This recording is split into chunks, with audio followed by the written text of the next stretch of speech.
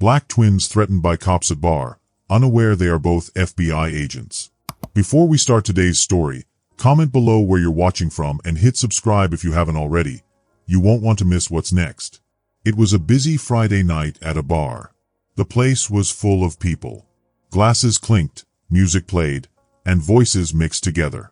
But soon, something happened that made the whole room go silent. Twin sisters, Elena and Selena Cross, were sitting together at a table.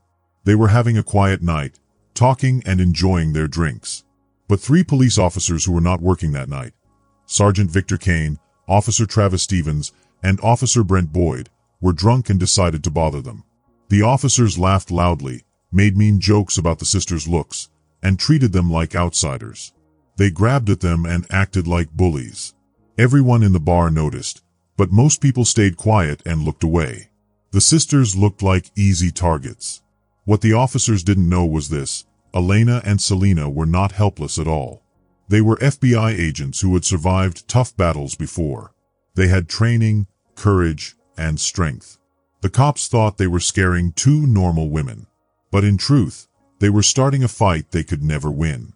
The bar slowly went quiet as Elena looked directly at Sergeant Victor Kane. His eyes were bloodshot from drinking. The lights above shone on his badge that was still clipped to his belt. Even though he wasn't working, that badge was a symbol of the power he thought he had. "I said back off," Elena told him again. Her voice was steady, calm, but strong. She stayed sitting but sat up straight, not letting him push her down with fear. Victor leaned closer, his breath heavy with whiskey. He smiled in a nasty way. "Or what, sweetheart?" he asked. "You going to make me?" He was huge, towering over their table. His big body blocked the light and cast a shadow over the sisters' faces. Behind Selena, Officer Travis Stevens chuckled. His laugh was low and ugly. He stepped closer and placed his heavy hands on the back of Selena's chair. "We're just being friendly," he said. "Don't they teach manners where you girls come from?" Selena didn't flinch. She tightened her fingers around her glass but kept her face calm. Slowly, she glanced toward Diego, the bartender. Diego pretended to wipe a glass over and over again, but his jaw was clenched as he watched what was happening. The youngest cop, Brent Boyd, swayed where he stood. He was so drunk he could hardly keep balance. "Check out those curves," he slurred, moving his hands in the air to make an hourglass shape. "You two must be twins. Double the chocolate, am I right, Sarge?" Several people shifted uncomfortably in their seats. A woman at the bar grabbed her purse, stood up quickly, and slipped out the door. The music seemed to fade into the background. The tension was thick, heavy, like the air before a storm. "Last warning," Elena said firmly. Her dark eyes stayed locked on Victor's. "Walk away while you still can." Victor grabbed an empty chair from a nearby table. He dragged it across the floor with a loud screech that made people wince. He spun the chair around and straddled it backward, sitting too close to Elena. "That's cute," he said. "You think you're in charge here?" He looked over his shoulder at his fellow officers. These ladies forgot whose town this is. Travis's hands slid from the chair to Selena's shoulders. She went still, her face hard as stone. "Don't touch me," she said quietly. Each word was slow and clear. "Or what?" Travis teased, squeezing her shoulders tighter.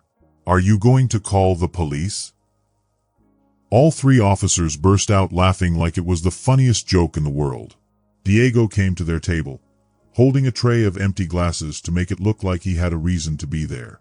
"Gentlemen, maybe we should stop here." "Shut it, Diego," Victor snapped without even looking at him. "Go back to washing dishes before I decide to check your papers again."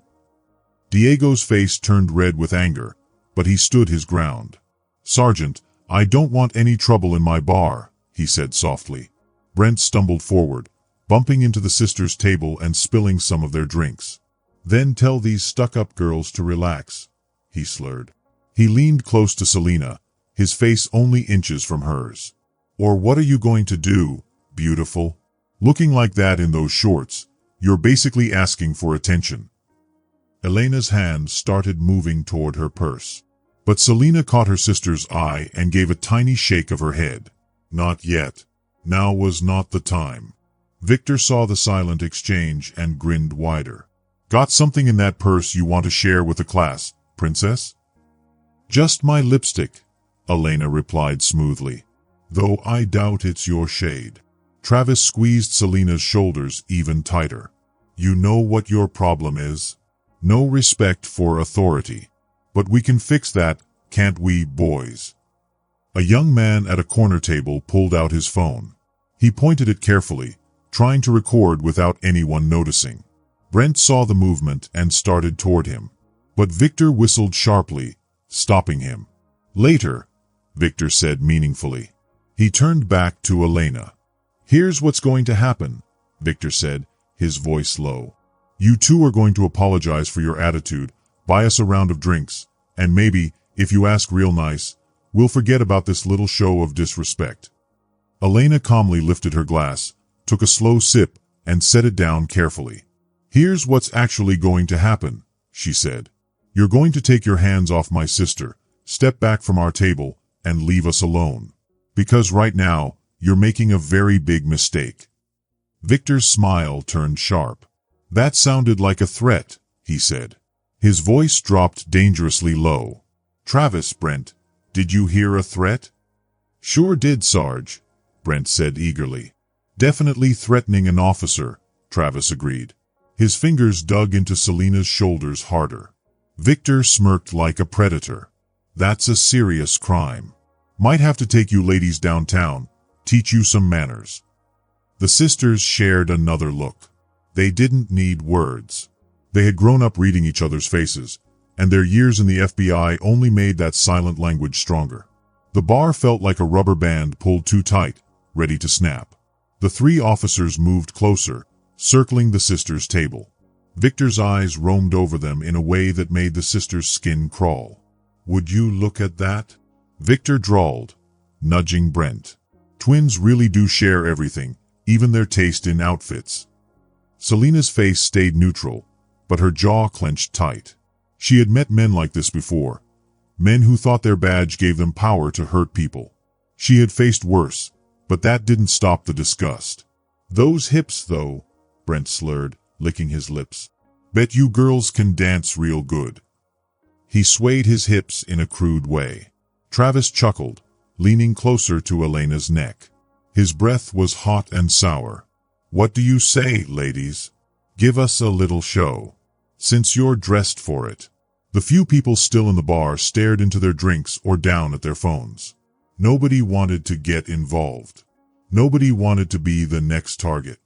Diego had disappeared behind the bar, maybe calling someone. But in this town, the sisters knew not to expect help. Back up, Elena shouted, her voice strong enough to cut through the silence. You're drunk and making fools of yourselves. Victor's face darkened. Fools, he snapped. He pointed at their clothes. You come in here dressed like that, shaking what your mama gave you. And we're the fools. Our clothes aren't an invitation, Selena said quietly but with steel in her voice. And your badge isn't a license to harass women. Harass. Victor laughed, the sound ugly. Honey, if you didn't want attention. Before anyone could move, Victor's hand slapped across Selena's backside. The sound cracked through the bar like a gunshot.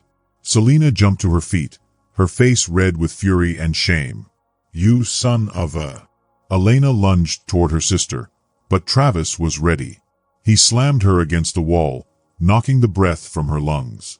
His thick arm pressed across her chest, pinning her there. Victor smirked. What's the matter? Can't take a compliment from an officer of the law. He reached for Selena again. She slapped his hand away. Touch me again, Selena said, her voice trembling with rage, and you'll pull back a stump. Brent giggled, pulling out his handcuffs with a dramatic flourish. The metallic clink echoed through the tense bar. Ooh, now that's definitely a threat against an officer. Around them, patrons shrank in their seats, avoiding eye contact. Some grabbed their things and slipped out quietly. Nobody wanted to stand up to the cops. Someone's awfully hostile, Travis muttered, pressing harder on Elena's chest. Maybe we should take this somewhere private. Teach you ladies some respect. Elena struggled against his grip. Her FBI training told her to fight, but she forced herself to stay still. If she moved too soon, it could end badly. Victor leaned close to Selena, his whiskey breath making her gag. Let me explain something real clearly, he growled. He jabbed a finger into her chest. This is my town, my streets, my rules. Brent rattled the handcuffs like a toy, grinning. Rule number 1, you don't talk back to cops. Especially not when we're being so nice, Travis added, running his fingers through Elena's curls roughly. She jerked away, but he yanked tighter. Victor circled Selena like a shark. We could have had a good time. Could have shown you girls some southern hospitality. But now. His hand shot out and grabbed Selena's wrist, twisting until she gasped. Now you're going to learn what happens when you disrespect officers. Want me to do it, Sarge? Brent asked, bouncing with excitement. Ladies first, Victor sneered. He yanked Selena closer until his lips almost brushed her ear. You don't talk back to cops in my town. Brent grabbed her arms and yanked them behind her back. The handcuffs snapped shut too tight, biting into her skin. She gasped as pain shot through her shoulders. Not so high and mighty now, are you? Brent sneered, shoving her down. Selena's knees hit the dirty floor hard. The smell of spilled beer filled her nose. Travis pressed Elena's face against the wooden wall. Splinters dug into her cheek. He twisted her arms behind her back. Victor circled them both, his grin wide. All that sass, all that attitude, means nothing in cuffs. His eyes scanned their bodies shamelessly. Should have played nice when we gave you the chance. Selena's shoulders burned. The shame of everyone watching, of being humiliated by drunk bullies, was worse than the pain. Please, Diego's voice broke as he stepped forward. They've done nothing wrong. Let me call them a cab.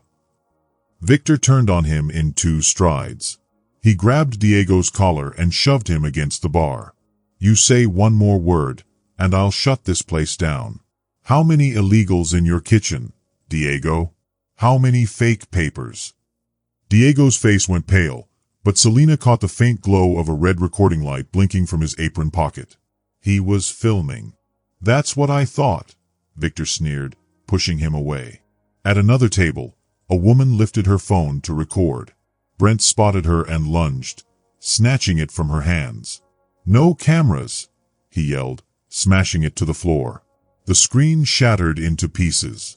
The woman shrank back, terrified. Travis ran his hands roughly over Elena's body, pretending to search for weapons. His fingers lingered far too long at her hips and waist. Elena jerked, but he shoved her harder. Stay still unless you want to resist arrest, he growled. Charges, Selena demanded, still on her knees. What charges? We've done nothing. Victor crouched down so his face was close to hers.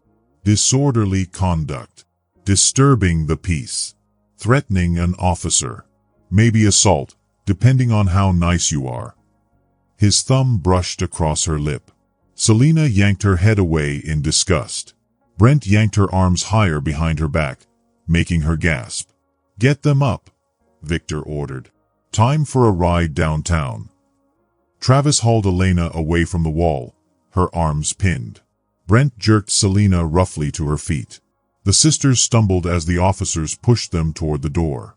The remaining people in the bar parted silently, creating a clear path. Nobody spoke. Nobody moved to help. Such a waste, Victor muttered as he held the door open. Could have been a fun night for everyone. He reached to touch Selena's hair, but she jerked away despite Brent's grip. The night air outside was hot and sticky.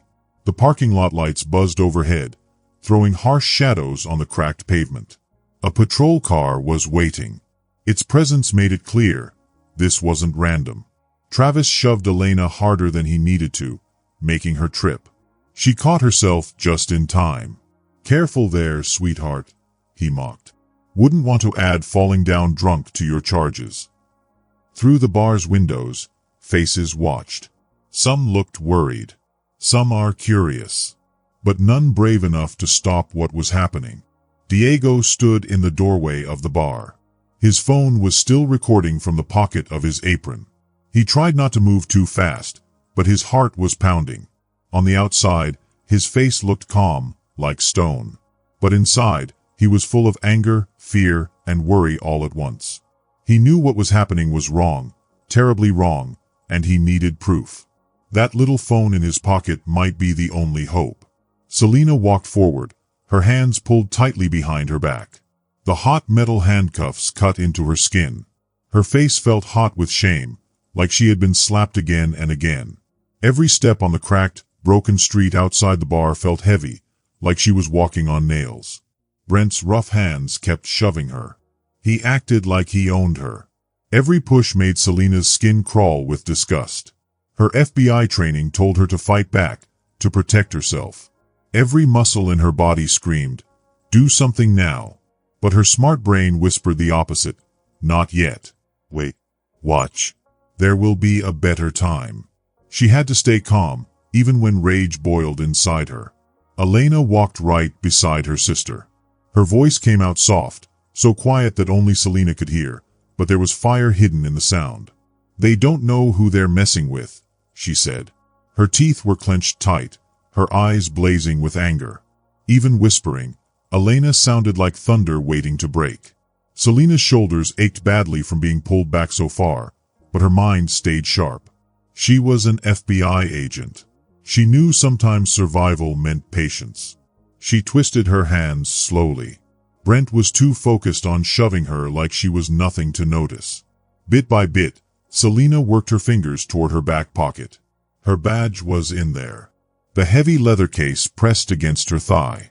It felt like both a weapon and a lifeline. The case was slippery with sweat. Her fingers strained, trembling with the effort. Pain shot through her wrists as the metal cuffs dug deeper, but Selena didn't stop. Finally, after what felt like forever, she pulled it out just enough. She let it slip free. The badge case dropped. It hit the wooden bar floor with a heavy thud. The sound echoed like a drumbeat in the tense silence.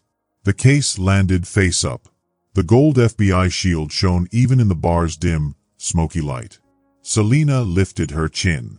Her voice rang out, strong and steady, even with a bruise forming on her cheek from where Brent had grabbed her earlier. "Federal Bureau of Investigation," she announced, her voice carrying across the room. Her eyes swept the crowd, sharp and commanding. She wanted everyone to see, everyone to understand. The people in the bar had been trying not to look. They had kept their eyes down, pretending not to notice. But now they couldn't look away. Eyes widened. Phones slid quietly out of pockets. Some hands shook as cameras turned on. The air in the bar felt heavy, like a storm cloud pressing down on everyone's shoulders. Elena yanked her arm from Travis's distracted grip. She stood tall, her back straight, her chin high, even though her hands were tied tight. "You are assaulting federal agents," she said.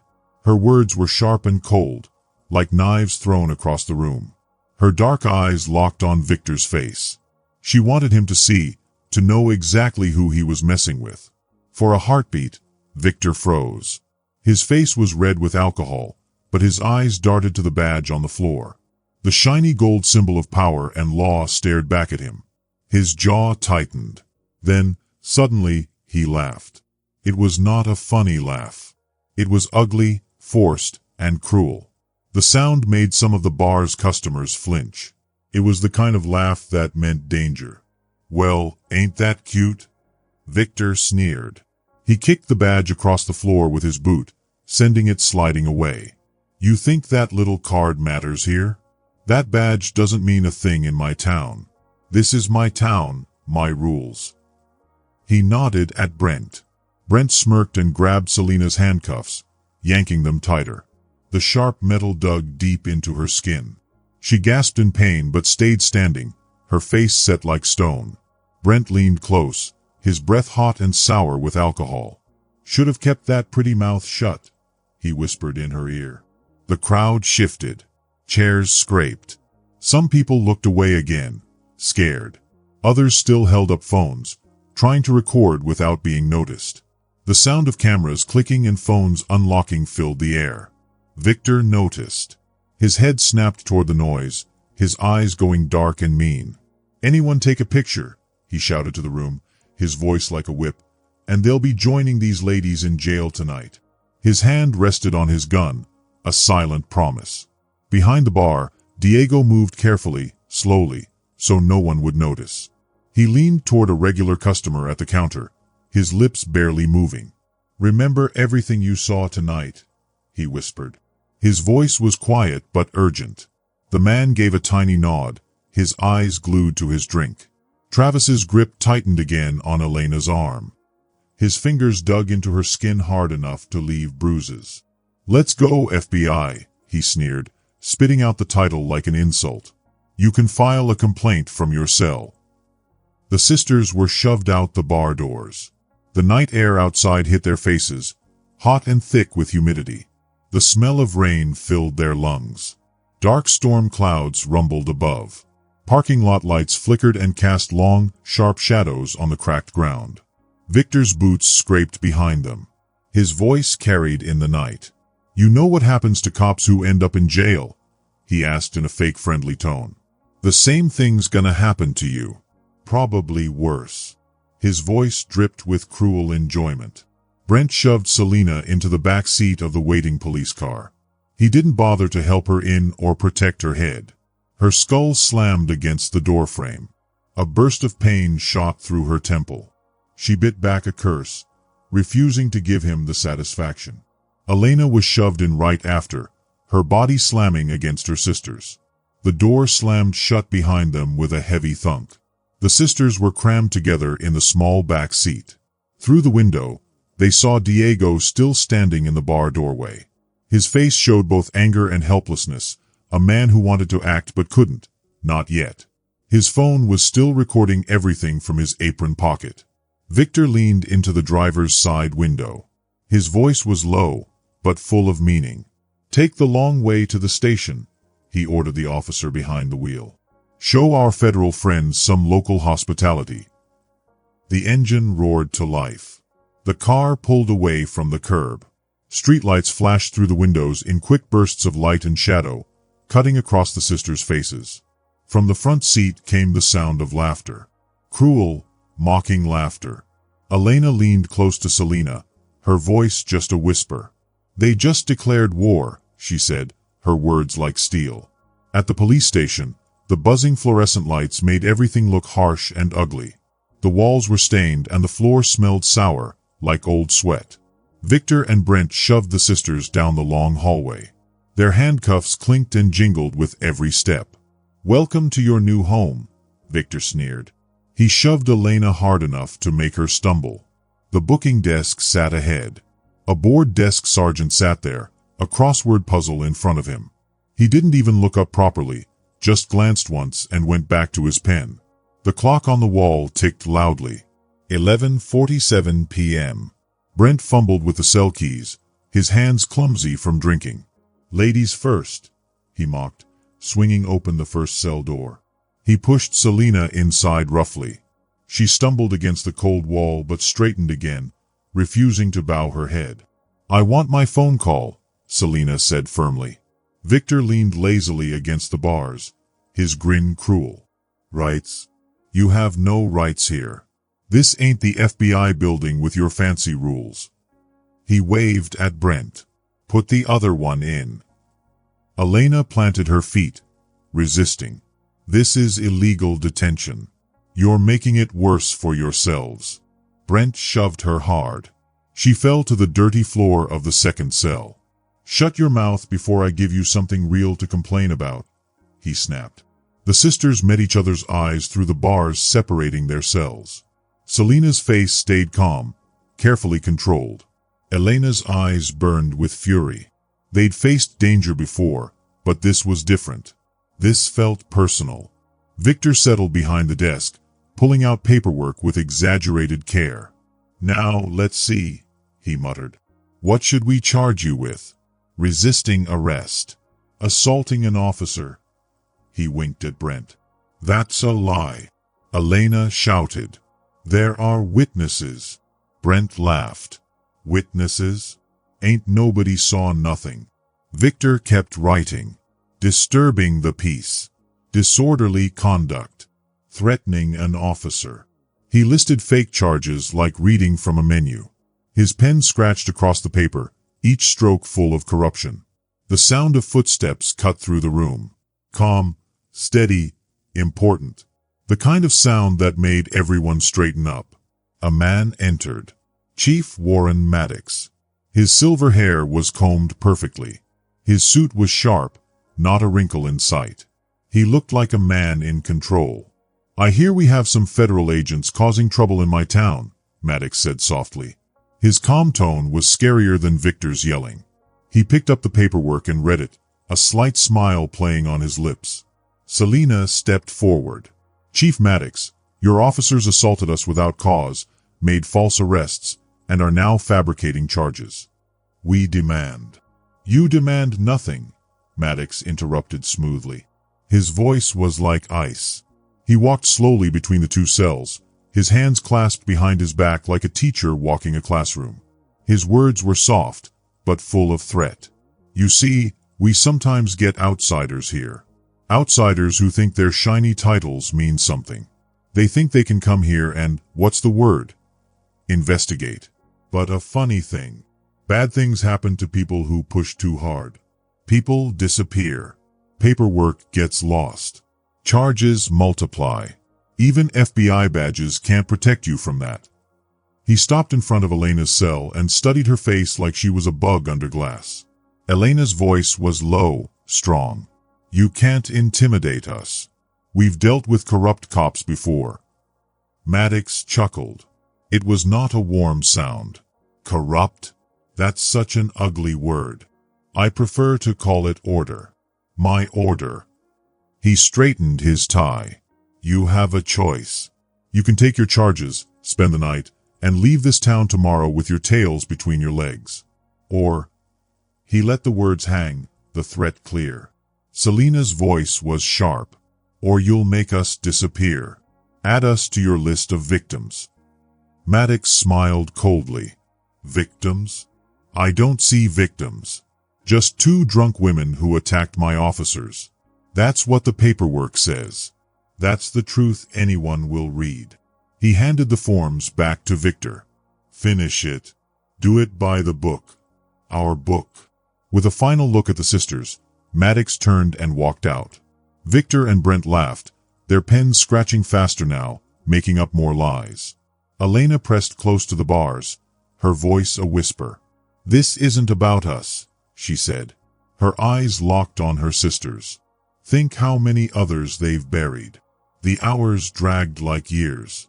The clock ticked slowly. 2:13 a.m. Elena paced back and forth in her cell. 6 steps forward, 6 steps back, her bare feet freezing on the concrete floor. Their shoes had been taken, their jewelry, their phones. Selena sat straight on her bunk, eyes focused on the hallway, mind racing. Soft footsteps came. A young officer appeared, carrying paper bags and cups of water. Her name tag read Vega. Carla Vega. She looked nervous, shoulders tense. Dinner, she said loudly, enough for anyone listening. Standard sandwich and chips. She stepped closer, her voice dropping to a whisper. Don't trust anyone here. This isn't the first time. Elena took the bag. Their hands brushed. Elena felt a small folded paper slip into her palm. Vega went to Selena's cell, keeping up the act. The water fountain's broken. Use cups, she said normally. Then whispered quickly, they do this every month. Usually to black women passing through. Selena pretended to look defeated. Thank you, officer, she said, slumping back on her bunk for show. After Vega left, the sisters ate quietly. The sandwiches were stale, the chips even worse, but they needed the food for strength. Elena waited for the sound of the night shift changing before she carefully unfolded the hidden note under her thin blanket. A phone number was written in tiny, neat handwriting. Beside it were the words, Emergency FBI contact. Deputy Director Marcus Chen. They've done this before, Selena whispered, her voice barely audible. Multiple victims, Elena added, equally quiet.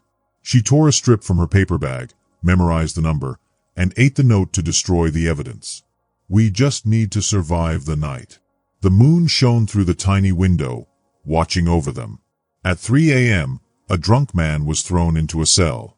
He shouted and cursed, his loud voice echoing off the walls. The sisters didn't sleep. They sat, paced, and waited. Waiting, watching, planning, strong, even in chains. Victor and Brent showed up late at night. They grabbed a man roughly, shoving him, punching him harder than they really needed to. The man stumbled, his body weak, and they threw him into a cell farther down the hall with a loud clang of metal. The sound echoed through the station, sharp and cold. The two officers stopped, turning their eyes toward the sisters. They stood by the bars, smirking like bullies who thought they were the kings of the world. Well, well, Victor said in a taunting voice, tapping his nightstick against the bars with a clack, clack. How are our FBI superstars doing now? Not feeling so tough anymore, are you?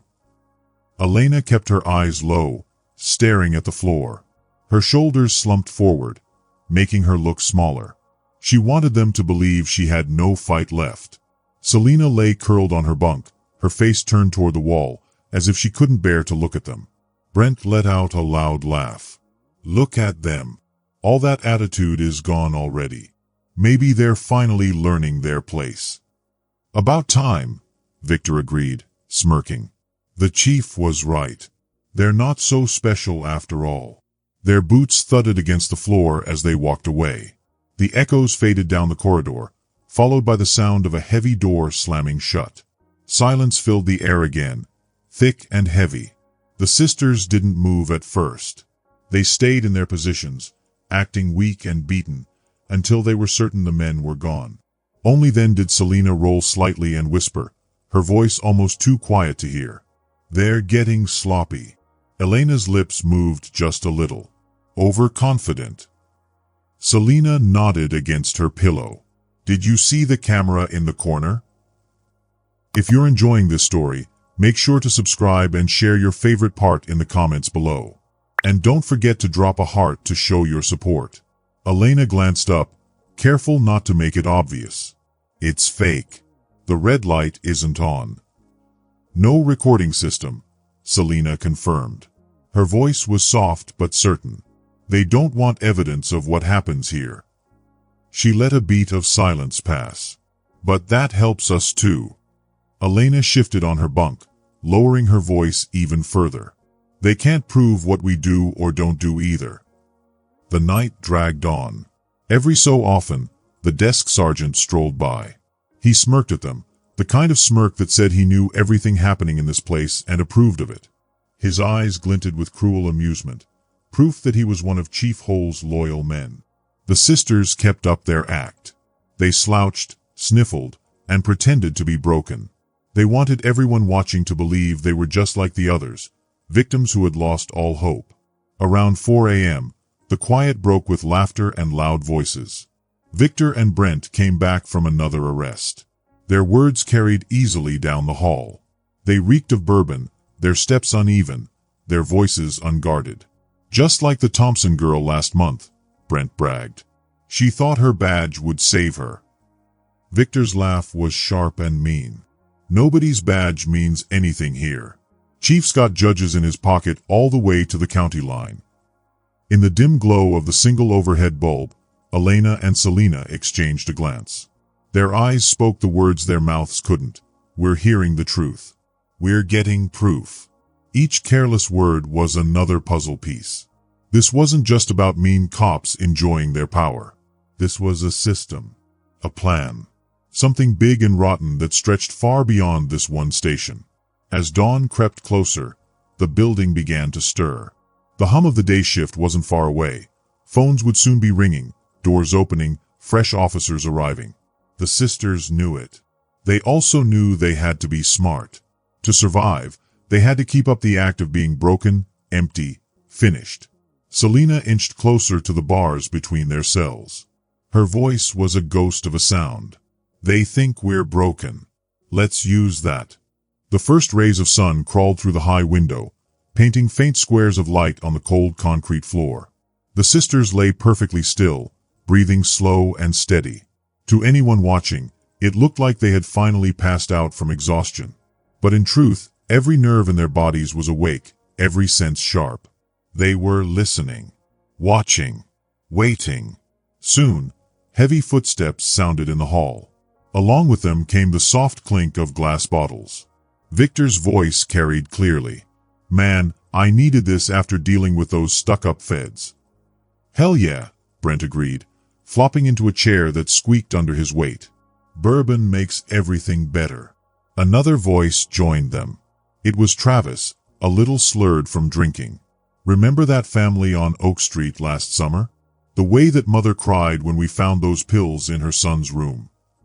Elena's heart thudded faster. Her hidden microphone, sewn carefully into her bra strap, picked up every single word. The cops hadn't thought to check for it. She shifted slightly, angling her body so the tiny device could catch their voices even more clearly. That was classic, Victor chuckled. Ice cubes clinked in his glass. The kid swore they weren't his. But who's going to believe some black teenager over 3 officers of the law? 5 years minimum, Brent said with pride. That's another one off the streets, Travis added. Chief says we're doing God's work. That's what he told the mayor last month at the fundraiser. Selina's mind raced, collecting every word. Names, dates, details. Her FBI training made her memory sharp, almost perfect. Speaking of cleaning up, Victor said, his chair scraping the floor. Remember the Williams family? 3 generations in that old house on Maple. Until we got creative with that property seizure, Brent laughed. Now it's a nice new coffee shop, Travis said. The developer sure was grateful. That envelope the chief got wasn't exactly thin. The more they drank, the more they talked. Their words poured out like poison, filling the air with confession after confession. Elena lay still, her chest rising and falling calmly, though her anger built like fire inside. These men weren't just corrupt. They weren't just bullies. They were destroying families. Black families. Futures. Lives. And now every ugly word was being recorded in clear, digital sound. Hey, you remember that teacher? Brent's voice grew louder. The one who complained about us roughing up her student? Victor laughed. Man, that was smooth. One little bag of cocaine was on her desk, and suddenly she wasn't credible. Lost her license. Career gone. The chief called it preventive maintenance, Travis added with a harsh laugh. Can't have people thinking they can challenge us. Selina kept her eyes half closed, but through the shine of the metal toilet, she could see their reflections. 3 officers, still wearing their badges, drinking stolen bourbon, bragging about ruining lives. She studied every movement. Victor was the leader, the one who started each story. Brent was eager to follow, laughing too loud. Travis backed them up, adding details. Selina burned it all into her memory. Remember that grandmother last month? Brent asked. The one who kept filing complaints about harassment. Oh yeah, Victor said proudly. Her grandson's 15 years old now. Amazing what you can do with an unregistered gun. She shut up real quick after that, Travis said, laughing. They all do. The stories turned darker. They spoke of judges they controlled, evidence they faked, lockers where cameras mysteriously broke, paperwork that vanished on command. Every word was another stone in the wall of corruption. Then came the sound of a door opening. The men scrambled, hiding bottles, scraping chairs back into place. Shift change. Victor muttered. Better clear this out, Brent agreed. What about them? Brent asked, nodding toward the cells. They've learned their lesson, Victor said, full of confidence. Look at them. Out cold. By morning, they'll be begging to leave town like all the others. Their boots thudded away, and the station slowly came alive. Phones rang. Doors opened and closed. Voices carried. When the hall was finally empty, Elena opened her eyes. She met Selena's gaze across the bars. "Did you get it all?" Selena asked with the tiniest raise of her eyebrow. Elena gave the smallest nod. Hours of recordings. Names, crimes, specific incidents, all captured. Enough to tear the roof off this dirty department. But danger was still everywhere. One wrong move, and the evidence could vanish. Just like all the other files and proofs these men had made disappear before. They needed to get the recording out. They needed help from someone high up. Deputy Director Chen, maybe. The sisters lay still as morning light grew stronger. Their bodies looked broken. But beneath the act, their minds whirred, planning and coordinating silently. Elena shifted closer to the bars. Her lips barely moved. "We've got them. All we need is the right moment." The morning shift brought new officers. Some sneered at them. Some ignored them. But one officer stood out. Carla Vega. Her dark eyes flickered with something different. Sympathy. She came close when the hall was empty, sliding their bland breakfast trays through the slots. "Eat quickly," she whispered. "I can get you on the phone. But we have to time it perfectly." Elena studied with her. Was this a T Victor? But Vega's hands trembled as she adjusted her uniform. That wasn't a T Victor. That was fear. "Why help us?" Selena whispered, stirring the oatmeal but not eating it. "Because I've seen what they do," Vega whispered, glancing around nervously. "How they destroy people. And I'm tired of being part of it." She explained quickly. The old landline phone in the file room, forgotten now that everyone used cell phones. The 10-minute gap during shift change. The camera blind spot behind filing cabinets. "I'll cause a distraction," Vega promised. "You'll have maybe 5 minutes. Use them well." The sisters looked at each other. The decision was wordless. The recording had to get out. When the shift change came, Vega made her move. A crash at the front desk. Shouts about spilled coffee and ruined paperwork. In the back hall, keys jingled in the locks of their cells. "Now," Vega hissed. She led them quickly, her steps light and urgent. The file room smelled of dust and paper. Vega pointed to the landline hidden behind a cabinet, then took guard at the door. "Hurry," she whispered. Elena's hands shook as she dialed Keen's direct number. He had been their boss, their mentor. The one who promoted them despite opposition. If anyone would help, it was him. "This is Keen," his voice answered after 3 rings. "Sir, it's Agent Elena Cross," she whispered. "We need help. We're being held." "Cross." Keen interrupted, his tone sharp and strange.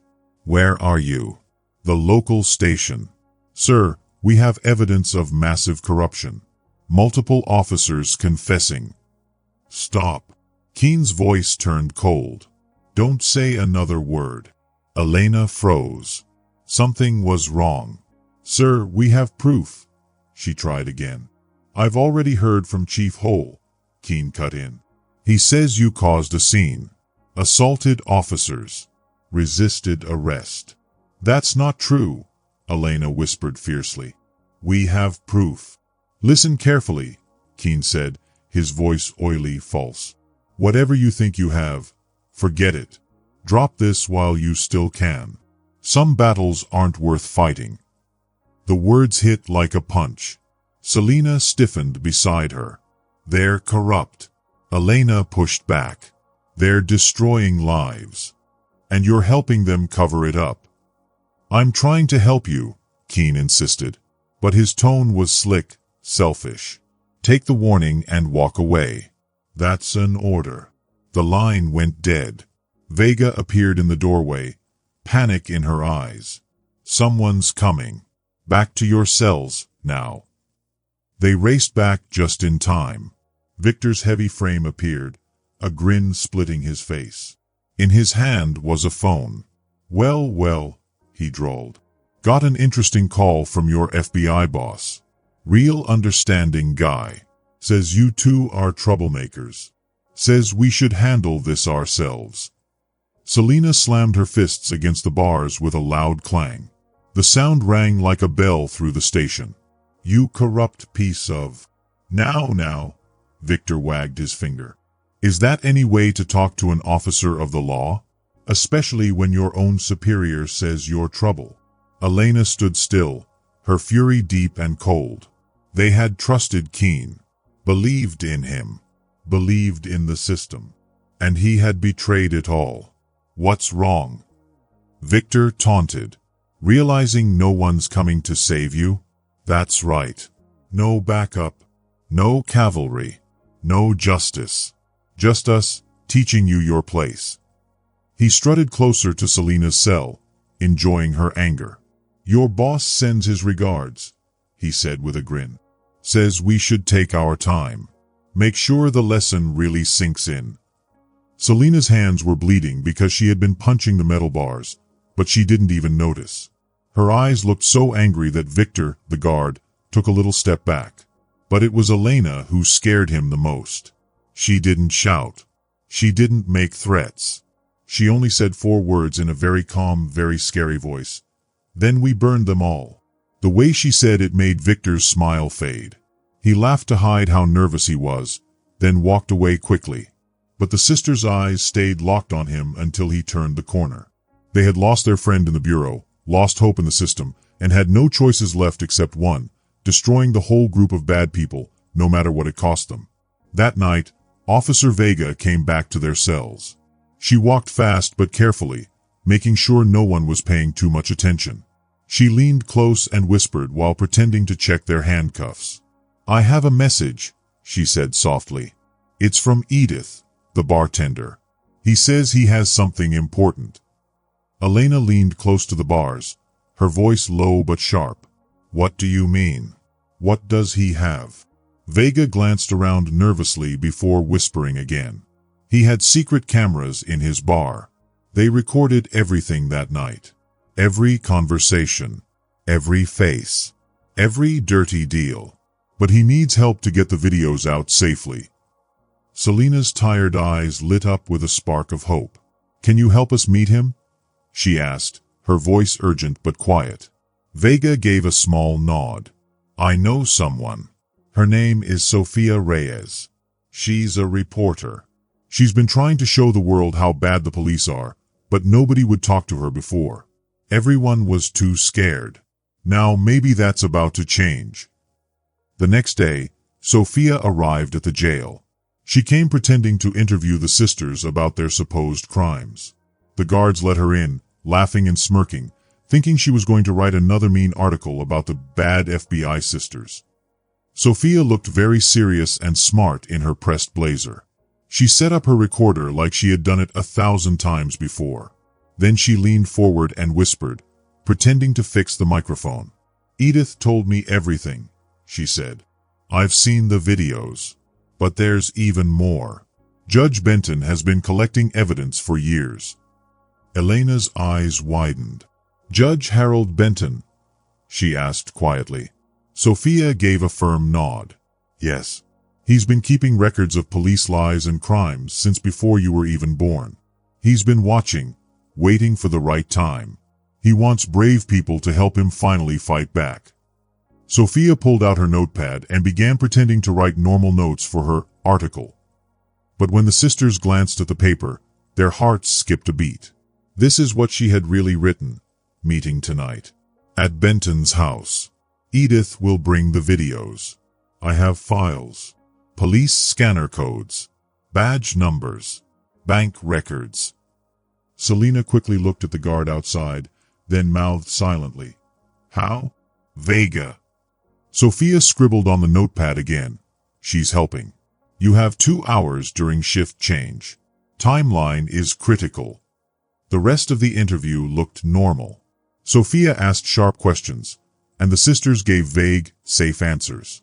But under all that, a secret plan was forming. That evening, Vega turned off the cameras, calling it maintenance. The sisters were moved into different small rooms that had windows facing the parking lot.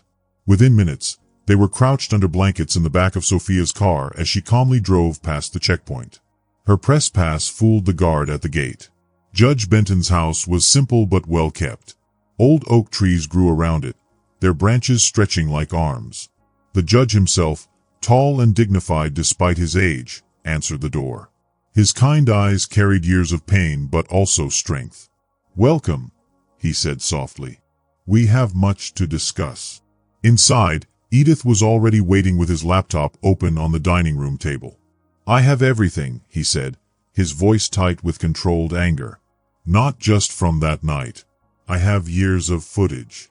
The cops bragging about planting evidence, beating suspects, stealing money from businesses." The judge nodded.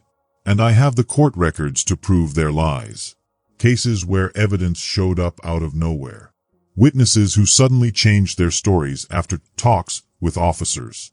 Patterns of harassment against poor and minority communities." Sophia spread her own papers on the table. "And I've traced the money. Bank accounts hidden in the Cayman Islands.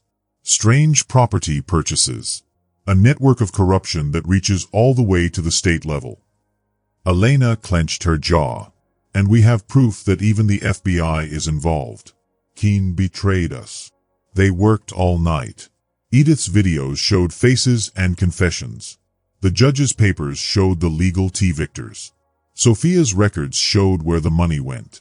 "Look at this," Selena said, pointing at the arrest records. "Every time someone tried to speak up, they were arrested within days. Then their lives were destroyed, jobs lost, families harassed, homes taken away." "These people aren't just corrupt," the judge said grimly. "They're organized, efficient." "But machines can be broken," Sophia said firmly, her eyes bright. "And this machine is about to fall apart. We have proof. Real proof." Edith nodded.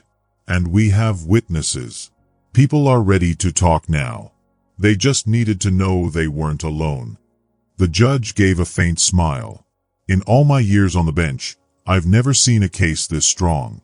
Or people who are determined to win." Papers and files soon covered the entire table. Phones buzzed with messages from more people coming forward. Each one had a story, a piece of the puzzle. As dawn crept in, Selena stood by the window watching the sky turn light. The weight of everything they had learned pressed down on her. But instead of breaking her, it gave her strength. She turned to her sister and their allies. "We're fighting for more than just us now," she said quietly but with fire in her voice. Everyone in the room looked up. They saw the same determination in each other's faces. Later, Sophia hurried to her car, her briefcase heavy with evidence. The air was thick and heavy, street lights casting long shadows. She didn't notice the dark van until it was too late. The doors flew open. 2 men in ski masks jumped out. Sophia spun and tried to run, but another man blocked her path. She swung her briefcase, hitting one of them, but they were too many. They knocked her down, beat her, and stomped on her laptop and phone.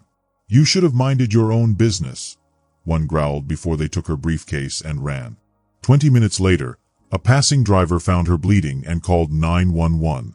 At the hospital, Sophia lay unconscious, tubes in her arms, her ribs broken, her face swollen. She was lucky to be alive. Across town, Edith smelled smoke as he closed his bar. Flames were already crawling up the walls. Someone had poured gasoline everywhere. He rushed toward his office where the laptop with copies of the videos was, but the heat and smoke pushed him back. He barely made it outside before the whole building collapsed in flames. His bar and years of evidence were gone. Officer Victor Kane sat in his patrol car nearby, smiling in satisfaction. Back in jail, Elena and Selena got the news from Vega, who looked pale and frightened. "Sophia's in intensive care," she whispered. "Edith lost everything. And now they're saying you two arranged it all from here. New charges. Conspiracy. Arson. Attempted murder." Elena's fists tightened. "That's insane. We've been locked up this whole time." "They're claiming you had helpers outside," Vega explained. "They even have witnesses who will swear they heard you planning it during visiting hours." "More lies," Selina said bitterly. Chief Hole arrived then, smirking. Quite a night, he said, tapping his baton against the bars. Too bad about your friends. Tomorrow you'll be moved to maximum security. Can't have dangerous arsonists here, can we? He slid the new charges through the slot and walked away laughing. Elena picked up the papers. Look at this. They faked phone records showing calls between us and strangers. Fake bank transfers. Fake witnesses. They've been planning this. Selina studied the papers. The dates are wrong. They rushed it. Got sloppy. Doesn't matter, Elena muttered. They control everything. Dinner came, cold sandwiches and weak coffee. Neither sister touched it. Sophia knew too much, Selina said quietly. And Edith had years of recordings, Elena added. Footsteps echoed. Victor and Brent strolled past, pretending to check the locks. Sleep tight, ladies, Victor called mockingly. Tomorrow's going to be a long day. When they were gone, Selina whispered, What about Judge Benton? His records? Elena shook her head. Vega said his house was broken into this afternoon. Everything taken. They're thorough, Selina admitted. I'll give them that. The sisters sat in silence as night deepened around them. Somewhere in the jail, another prisoner cried. Keys jingled as guards made their rounds. We knew they'd fight back, Selina finally said. We knew they'd try to silence everyone. But this, she gestured to the fake charges. They're not even subtle anymore. They're panicking. Yes, Elena agreed. They're desperate, which means we're close. Through the narrow window, stars glittered in the sky. The same stars they had watched as little girls, dreaming of justice. Selina reached through the bars, and Elena clasped her hand tightly. They're desperate, Elena repeated. And that means we're winning. Their joined hands were a promise, a reminder that even in darkness, they were not alone. Later that night, the sound of keys woke Elena from a shallow sleep. 3 shadows stood outside her cell, Victor, Travis, and Brent. Their faces twisted with cruel smiles. Rise and shine, FBI, Victor sneered as he unlocked her door. Time for a little field trip. Travis yanked Elena up roughly. In the next cell, Brent did the same to Selina. The sisters exchanged quick glances, speaking to each other without words. Where are you taking us? Selina demanded, struggling as Brent shoved her forward. Victor only laughed. Somewhere quiet. Somewhere private. They marched the sisters through empty hallways. Their bare feet slapped against the cold floor. The night guard's desk was empty. No one saw them being taken. Outside, the summer air pressed heavily around them. A white van waited in the shadows, its engine rumbling. They were shoved inside, hitting the hard metal floor. There were no seats, no windows, just darkness and the smell of oil. Victor took the driver's seat, Brent climbed in front, and Travis stayed in the back with the sisters. The van jolted forward, tires crunching on gravel. You know your problem? Victor called from the front. You thought your shiny badges made you special. You thought you could come into my town and dig around. Elena's shoulder slammed against the wall as the van hit a pothole. Your town, she shouted back. You mean your playground. A place where you can hurt whoever you want. Travis slapped her across the face. Touch her again, Selina growled. And you'll what? Brent twisted around from the passenger seat, grinning. We own this county. The cops, the judges, even your FBI boss. They all play by our rules. The van turned onto a rough dirt road. Trees pressed close, their leaves black against the starry sky. No one knows where you are, Victor said darkly. By morning, you'll just be 2 more missing persons. Maybe they'll find your bodies in the swamp. Maybe not. The sisters leaned back to back, their shoulders touching. Selina's fingers brushed against Elena's. It was the secret signal they had used since childhood. Stay ready. Wait for an opening.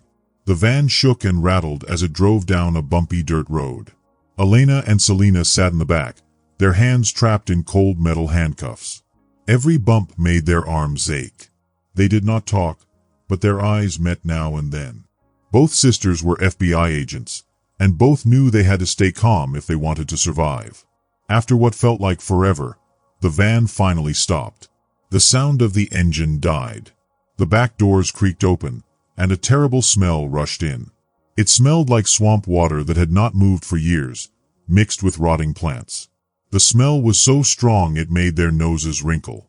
Outside, the moonlight showed a huge old building. It was a warehouse, but it looked dead and forgotten. The windows were broken.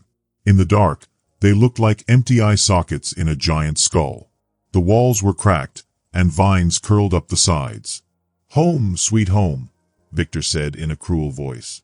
He was the sergeant leading the 3 officers. He shoved the sisters forward. "At least for the next hour or so. That's about how long it will take the Gators to clean up when we're done." He laughed at his own joke, though it wasn't funny. The sisters kept their faces calm, even though their stomachs turned at his words. Inside the warehouse, the air was damp and cold. The roof had holes, and the moon shined down through them in thin silver beams.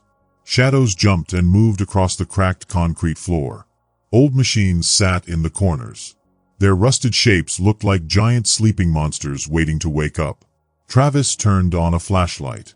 Its thin white beam swept across the warehouse, lighting up trash, broken boards, and rats that scurried away squeaking. "Perfect spot," Brent said, his voice proud. "Nobody has been here in years. Nobody will hear a thing." Victor began circling the sisters, walking slowly, watching them like a hunter looking at prey. His smile was twisted and full of hate. "You know what I love about this job?" he asked. "Getting to put people like you in your place. Especially women who think having dark skin and a badge makes them special." "So this is about race and power?" Elena asked.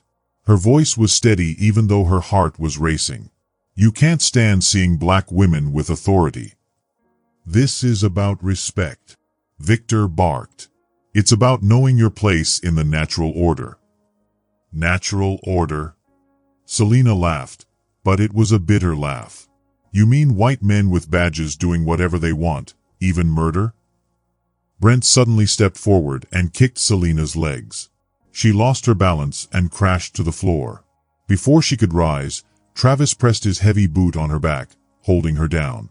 "I've waited a long time for this," Victor said as he pulled out his gun. The black metal glinted in the flashlight's beam.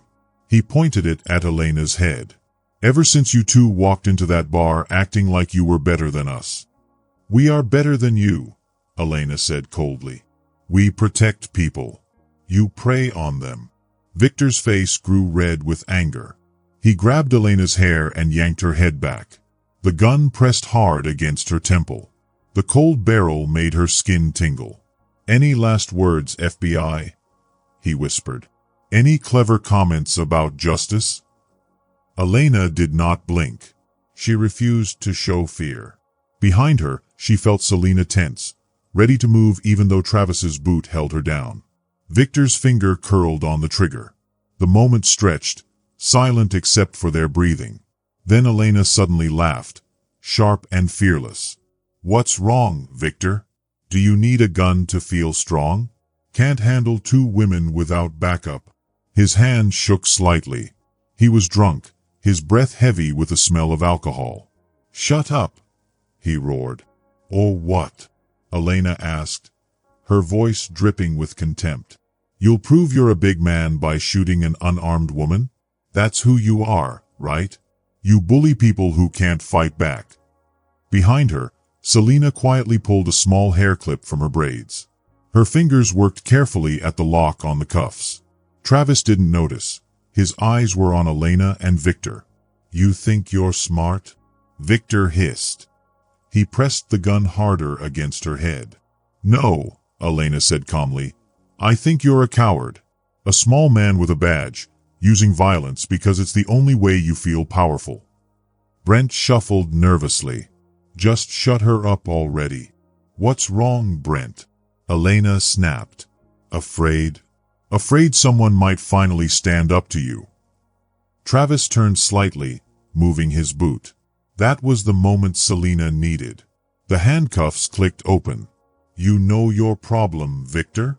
Elena said firmly. You expect people to be scared. But we're not afraid of you. You should be. Victor snarled. Why? Elena asked. Because you've got a gun? Because you've got drunk friends helping you? That just proves how weak you are. With a roar, Victor swung the gun like a club toward her face. But Elena ducked. The weapon whooshed past her ear. At the same time, Selena leapt up and slammed her elbow into Travis's stomach. He gasped and stumbled back. Brent rushed forward, but Elena stuck her foot out and swept his ankle. He crashed onto the concrete floor, his head hitting with a thud. Victor tried to aim the gun again, but Selena's hand slapped his wrist. The gun spun into the shadows. You! Victor started to curse, but Elena's fist smashed into his jaw. Travis gathered himself and charged. But the sisters moved like a team. Selena stepped left, Elena stepped right. Travis's wild punch missed. Selena grabbed his arm, twisted, and flipped him over her hip. He landed flat, the air whooshing out of his lungs. Brent staggered up, blood dripping from his forehead. He swung a baton, but Elena raised her arm to block it. Pain shot through her, but she didn't stop. She kneed him hard in the groin. He collapsed, groaning. Victor threw wild punches, roaring like an angry bull. But his swings were clumsy and slow. The sisters dodged easily.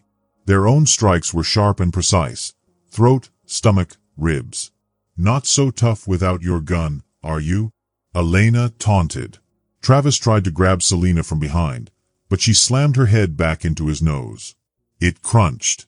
He cried out, blood gushing. Selena spun and kneed him in the ribs. Brent crawled toward his pepper spray, but Elena kicked it away. She punched him hard, knocking him out cold. Victor managed to land one hit on Selena's shoulder. She spun with a force, turning it into a spinning kick that smacked his temple.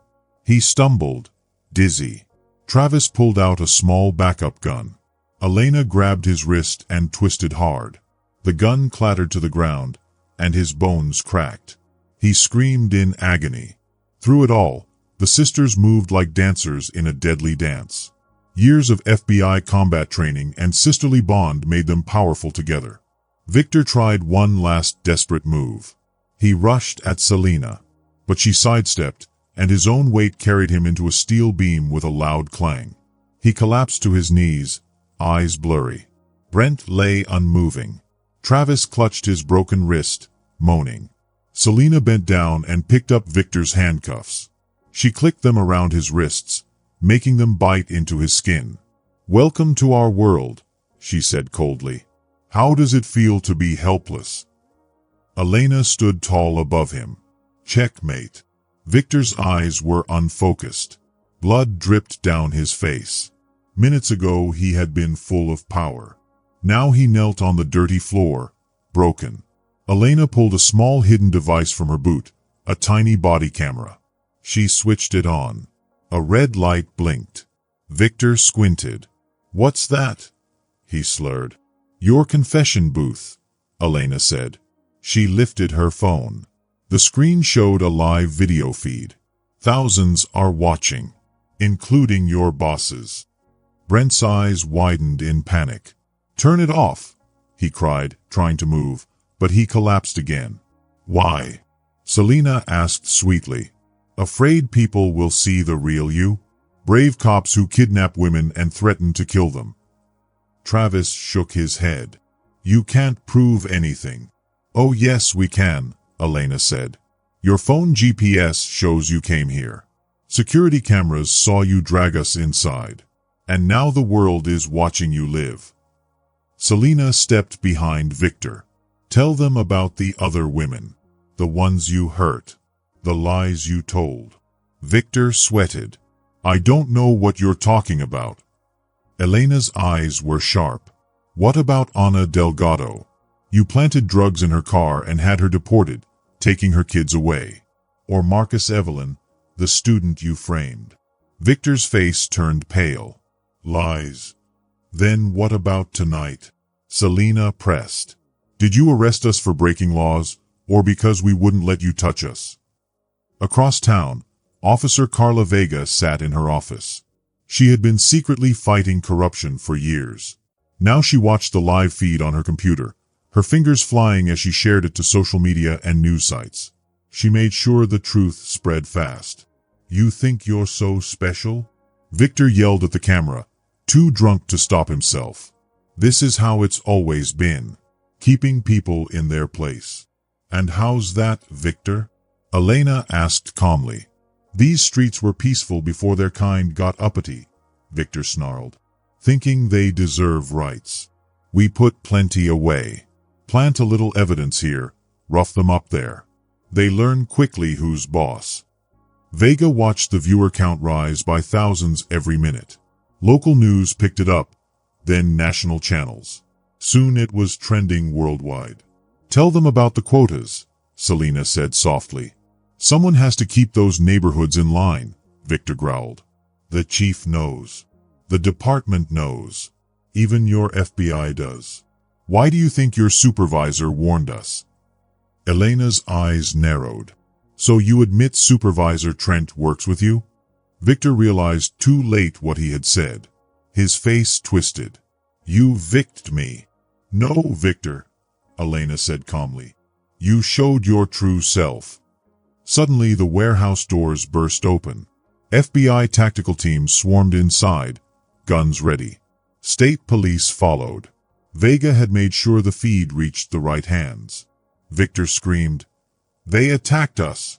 They're the criminals. But the live stream showed everything. His threats, his racism, his confessions. Millions had seen it. The sisters stood side by side, watching. You're under arrest, an FBI agent said. Brent and Travis were cuffed. You can't do this to me. I'm a police officer. Victor shouted. Not anymore, Selena said softly. Elena kept the camera rolling as the world watched. Online, comments exploded. The truth was everywhere. At the police station, Vega smiled grimly as other officers panicked. It was too late. Victor glared at the camera one last time. This is all lies, he screamed as he was dragged away. The sisters stared back, their faces calm and strong. Justice had finally come. The morning sun rose over the town. Black SUVs and news vans filled the streets. Cameras rolled. The story had spread across the world overnight. Chief Warren Maddox sat in his office, peeking through his blinds. His phone rang non-stop. Mayors, reporters, leaders, demanding answers he could not give. His empire of lies was falling apart. The door suddenly opened with a loud bang. Federal agents ran inside, holding their guns. Chief Warren Maddox, the boss of the bad cops, heard the lead agent shout, You are under arrest for planning crimes, hiding the truth, and breaking people's rights. Maddox tried to keep a serious face, but his hands shook as they put handcuffs on him. News cameras showed him walking out in shame. Other police officers, who had once been scared of him, turned their faces away. Some of them were already talking to the federal agents to save themselves. Reporters shouted questions, but Maddox only said, no comment. The people who once thought he was the town's protector now saw him for who he really was. His fake good image was broken forever. Across town, at the FBI office, Samuel Trent's world also crashed. He sat stiff in his chair while agents took down his awards and certificates. 25 years of service, he whispered. Gone because of those sisters. Gone because I was loyal. An agent put a heavy paper indictment on his desk and said, No, gone because you broke the law. Conspiracy. Hiding crimes. Abusing your power. We have proof. Trent's face turned pale. I was protecting important people, he said weakly. The agent replied firmly, You were protecting bad cops who hurt innocent people, and you did it for years. Outside, cameras caught Trent being led away in handcuffs. His tie was loose, his hair messy, and his proud look was gone. He had built his career by being loyal to the powerful, but now nobody was loyal to him. At the county jail, Victor, Travis, and Brent got their uniforms taken away and were given orange prison clothes. Victor's drunk confessions were shown on every TV channel. His racist shouting was now a national sign of police corruption. Brent sat in his cell crying, "My life is over." The guard looked at him coldly and said, "You should have thought of that before you helped kidnap federal agents." Travis sat in silence, holding his broken wrist. The truth finally hit him. The power he once bragged about was gone. Now he was just another prisoner waiting for justice. Federal agents searched through years of dirty police files. Meanwhile, the townspeople filled the streets. First it was a small crowd, then hundreds, then thousands. Black residents who had been scared for years finally spoke loudly. "No more fear," they shouted. The Cross Sisters had shown them the way. Mrs. Evelyn, the mother of the college student who Victor had framed, stood in front of the crowd. Tears ran down her face as she told the cameras, "My boy lost 3 years of his life because of their lies. But today, the truth is out." Judge Benton spoke to the crowd, his old voice still strong. "I saw the corruption from the bench," he said. "But they threatened anyone who tried to speak up." The Cross Sisters did what many of us couldn't. They stood their ground and told the truth. Diego, the bartender, who had secretly recorded proof, was cheered loudly by the people. His bar had burned down, but his bravery helped spark a revolution. Officer Carla Vega walked out of the police station, holding her badge. "I can't work in a corrupt system," she announced. "It's time to rebuild from the ground up." The crowd parted as Elena and Selena Cross walked out of the federal building. They still wore the same shorts and tops from the night at the bar. Bruises showed on their skin, but they held their heads high. People waved signs with their names. Phones recorded them. But it was the people's faces that mattered most. Faces full of hope and relief. Elena spoke first, her voice strong. "When they attacked us in that bar, they thought we would be easy victims. They were wrong." Selena stepped forward and said, "This isn't just about us. It's about every person they hurt, every family they tried to destroy, every voice they tried to silence." The crowd roared. Old people who remembered segregation cried. Young activists raised their fists. The sisters had given them hope. Elena and Selena walked down the steps into the crowd. People reached to touch them, thank them, and share their own stories. Mrs. Evelyn hugged them tightly. "You gave us our dignity back," she whispered. The sisters walked through the crowd, hearing words of gratitude. They had come home to reveal corruption and found a community ready to rise. Behind them, the broken system they exposed continued to fall apart. But in the crowd, surrounded by grateful people, Elena and Selena walked proudly, unbroken and unbowed. 3 weeks later, the old community hall was packed with people. Chairs were full, others stood against the walls, and some even crowded into the hallway. The floor creaked under so many feet. Evening light shone through dusty windows. Sofia Reyes stood at the podium with her notebook. Her bruises had healed, but her determination was brighter than ever. She pushed up her glasses and looked at the crowd. "Tomorrow, my full investigation will be in the press," she said clearly. 6 months of work, hundreds of interviews, thousands of documents. We're exposing every false arrest, every planted evidence case, every cover-up of brutality. The crowd murmured in pain and hope. An old man in the front row cried quietly. His grandson had lost 5 years in prison for nothing. Sophia continued, "This doesn't end with Victor Kane and his men. We found a network of corruption lasting 3 decades. Judges who ignored crimes, prosecutors who hid evidence, politicians who took money. But most importantly, this story is about you. The mothers who lost sons. The shopkeepers who paid protection money.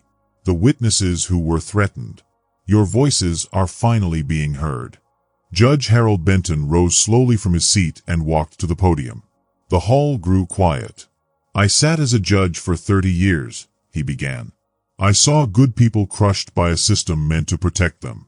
Every time I tried to speak up, they threatened to destroy my family." His hands gripped the podium tightly. But those days are over. Chief Maddox's network is exposed. His allies are running scared. Federal investigators are reopening hundreds of cases. This town belongs to us again. Cheers and applause filled the room. People hugged each other, crying in joy. Mrs. Evelyn stood, holding her son's college acceptance letter. He was free at last and ready to start his life again. Officer Carla Vega, now part of the federal task force, gave updates. 17 officers have been indicted so far, she said. The FBI's Civil Rights Division will stay here. We're rebuilding the police from scratch with community oversight. Diego spoke about the night it all began. When those officers attacked the Cross Sisters, they thought it was just another abuse of power. Instead, it was their downfall. The crowd turned as Elena and Selena entered the hall from the back. People reached out to hug them. Their respect was real, not from fear but from admiration. Elena stepped to the podium, her FBI badge shining under the light. When we came home that night, we only wanted a quiet drink, she began. But what happened to us had already happened to many others. The only difference was that we had the training and resources to fight back. She looked around the hall. Justice is never given. It's fought for, every day in every way. Sometimes with courts and badges, sometimes with cameras and protests, sometimes with courage to speak the truth. Selena stood beside her sister. The men who attacked us thought their badges made them untouchable, she said firmly. They were wrong. No one is above the law, and no one is beneath justice. Tonight we fought for all of us. For every person they tried to break, every family they tried to destroy, every truth they tried to bury. The hall erupted in applause. People stood to their feet, young activists and elderly residents together. United in victory, united in promise. Sophia returned to the stage, holding up copies of her report. Tomorrow, the whole country will know what happened here. More importantly, they'll know how we fought back, how a community found its voice and demanded better. Judge Benton nodded. This isn't just about punishing the guilty. It's about building something new.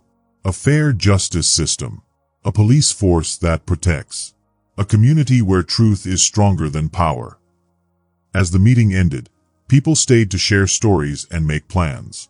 Elena and Selena watched, proud. They had helped break the silence, but the real power was in the community rising together. When the night grew dark, the sisters stepped outside. The street was quiet, but not with fear.